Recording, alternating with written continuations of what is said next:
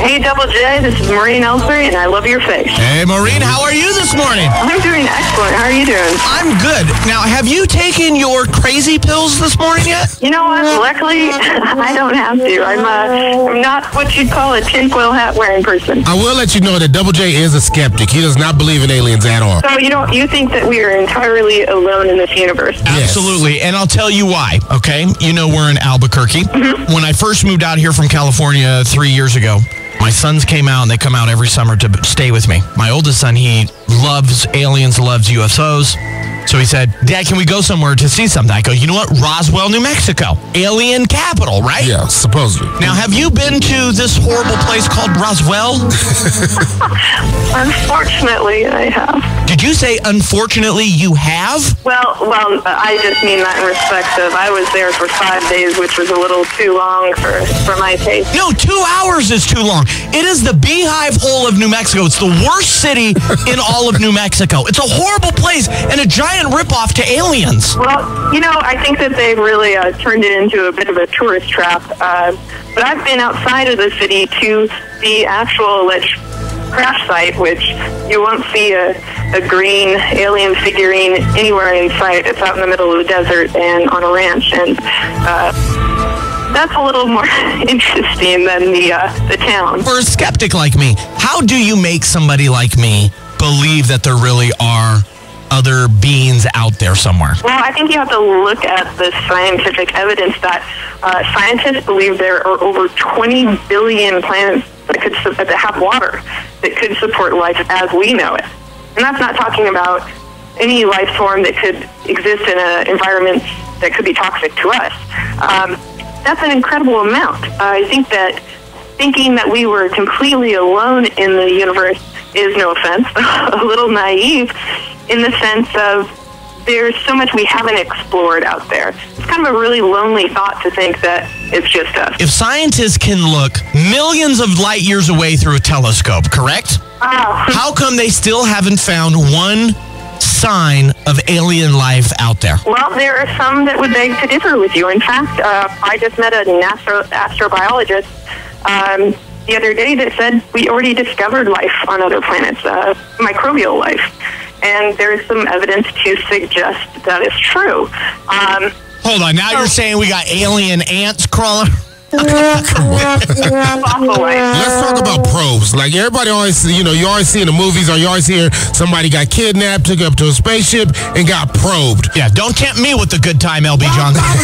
Do you believe that type of thing happens, or what do you think is happening in those cases? Well, that's interesting. There's a lot of cases, people report being taken aboard and having medical procedures done on them. They don't usually know what they're for or what's happening. So it's not surprisingly, you don't hear that much about probing in the sense that, traditional culture refers to it as. Not in the sense that Double J gets excited about or anything. Couldn't it just be these guys snorted some bath salts and are crazy? There are some people who are probably a little on that end, but there's a lot of rational, everyday people reporting encounters. In fact, on a survey, over 15 million people in the U.S. alone believe they've had an encounter. And there's also 18 million psychopaths here in the United States, too. There's a lot of mentally ill people. But it's not just, I would say it's not just a tinfoil hat-wearing crowd. You're having government officials, military personnel. Hold on, we're talking about government officials. Again, there are a lot of mentally imbalanced people in the United States. I almost didn't say that because I knew you were going to come back and say that there. Yeah. Have you ever seen an alien? No, I have not. Okay, you see, you've just lended a little bit of credibility to your argument, because if you would have said, no, I was walking my Labrador, okay? His name's Gary, and that's when I seen it. It just appeared over the horizon and disappeared. It's like, no, that never happened. Here, look, I'm going to tell you about one show that maybe you should watch. Okay. So tonight premiering is Close Encounters on Are We Alone Week on the Science Channel, and it deals with a few cases that are quite old that trace evidence is left, and these are, 30 years old. that it's baffled medical doctors. Police investigated the cases, and they still remained unexplained. Now, don't get me wrong. I'm not saying 100% extraterrestrial. I'm saying something unusual happened to these people that's definitely worth investigating.